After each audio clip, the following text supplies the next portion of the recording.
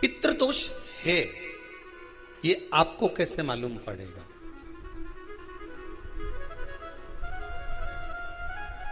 पितृ भूखे हैं, इसका तो वर्णन हमने पहले कर दिया कि रात्रि को जब आप सोने के बाद में 1-1.5 घंटे बाद अगर आपकी नींद खुल जाए, 1 घंटा 1.5 घंटा आप सो लिए, उसके बाद जो नींद खुली तो 1-1.5 घंटे तक अगर आपको नींद नहीं आ रही है, रात्रि को सोने के बाद में 1 घंटे बाद जब उठे तो आपको प्यास लग गई, भूख लगने लगी, प्यास लगने लगी कि मेरे को पानी पीना पड़ेगा, घबराहट हो रही, पानी पीना पड़ेगा। 1-1.5 घंटे सोने के बाद अचानक नींद खुले और आपको प्यास लगे, समझ लेना आपके पितृ भूखे हैं और प्यास है।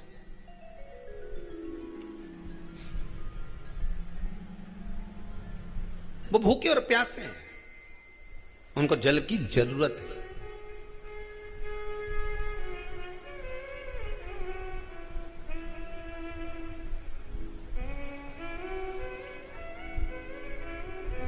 किसी भी नदी में, सरोवर में, कुंड में, बावड़ी में, तालाब में, आप तीर्थ में जाकर जब स्नान करते हैं तो स्नान करने के बाद एक काम का नियम बना लो कि अपने हाथ की अंजलि में जल लेकर अपने पूर्वजों को देना है। प्यासे रहते हैं, भाग मांगते हैं।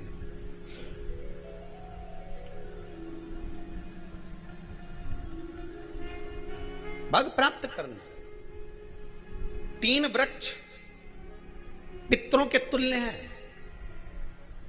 नैमिषारण्य की कथा में भी कहा था 3 वृक्ष पितरों के तुल्य हैं। पहला पीपल, दूसरा बट वृक्ष, तीसरा बेलपत्र का वृक्ष। ये पितरों के तुल्य हैं। अगर आपको रात्रि में नींद नहीं आ रही है, ऐसा लगता है कि रात्रि को 1 घंटा 1.5 घंटा सोने के बाद कुछ गलत गलत विचार आने लगते हैं, नींद सुबह 3 बजे तक 4 बजे तक नहीं आती, 4 बजे के बाद फिर नींद आती है, तो एक प्रैक्टिकल जरूर कर कर देखना। एक प्रैक्टिकल करने में क्या जाता है, प्रयास करने में क्या कुछ जाता है क्या? प्रैक्टिकल कर कर देखना कि कहीं सियोर वाला महाराज झूठ तो नहीं बोल रहा, तो प्रैक्टिकल करने में कुछ नहीं जाए। 1 लोटा पानी लो, उसमें थोड़ा सा कच्चा दूध डाल लीजिए। बेलपत्री का पेड़ या पीपल का पेड़ या बट का पेड़, इन पेड़ के नीचे ले जाकर उस दूध को दोपहर में सुबह 10 बजे से लेकर 12 बजे के बीच में ले जाकर चढ़ा दीजिए। रात्रि को फिर ना आपको प्यास लगेगी, ना भूख लगेगी, नींद एक बार लगी तो सुबह ही खुलेगी। प्रैक्टिकल करने में क्या जाता है? पानी डालने में तुम्हारा कुछ जाएगा? अरे बोलो तो सरी, हमें 10 रुपया का दूध जरूर उसमें, और तुम इतनी चतुर हो, इतना सारा दूध थोड़ी डालोगी, तुम 2 चीज डालोगे। कहाँ तुम इतना डालने वाली हो है?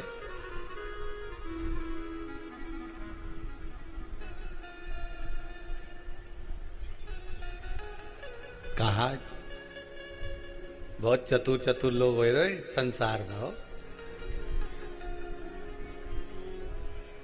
भले पूजन पाठ नहीं करे, पर कहीं का एकदम मिलने आ जाए ना, क्या अम्मा जी है क्या, पाठ कर रही है, फिर वो भी बैठ गई तुरंत, अभी तो सोई थी,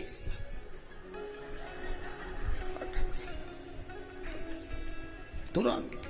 क्या पंडित जी हैं क्या, उनसे थोड़ा काम है, अभी माला जप रहे हैं, मालूम पड़े पंडित जी तो आराम से सेव फल खा रहे थे। अब प्लेट सोफा के नीचे घुसे तुरंत।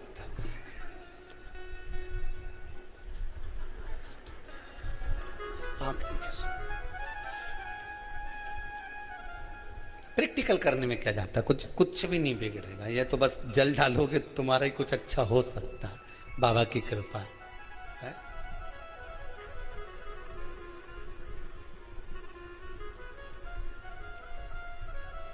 3 वृक्ष पितरों के तुल्य हैं।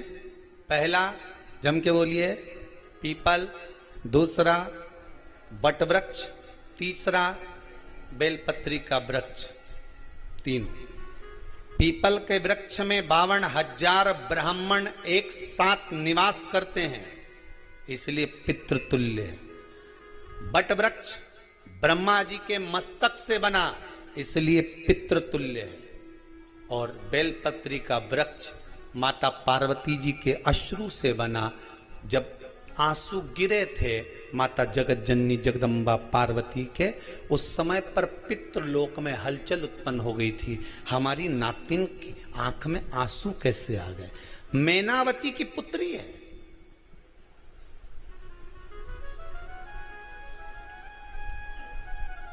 पितरों की नातिन, इसकी अश्रु कैसे गिर गए?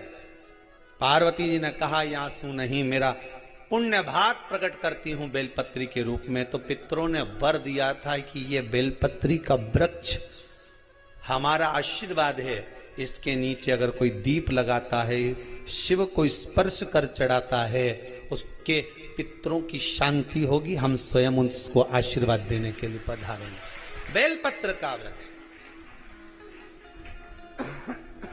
पितृतुल्य।